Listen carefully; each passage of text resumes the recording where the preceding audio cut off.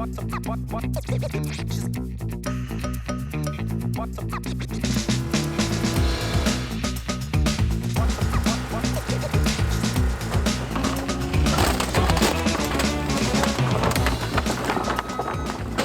Anthony with Something on Savage. We're out here today on Bayshore Drive near Barranquez.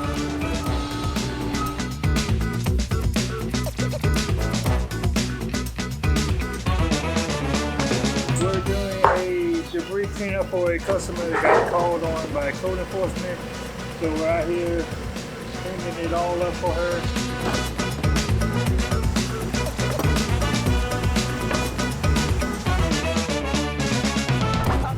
A lot of it's dockwood that washed up from everybody's docks around this area. Washed up along the beach shoreline.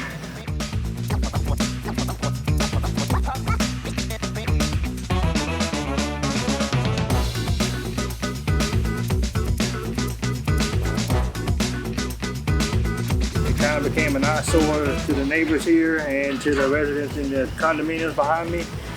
So we're out here today, probably next 2 days, getting this all nice and clean up for her and making it look like a beachside again.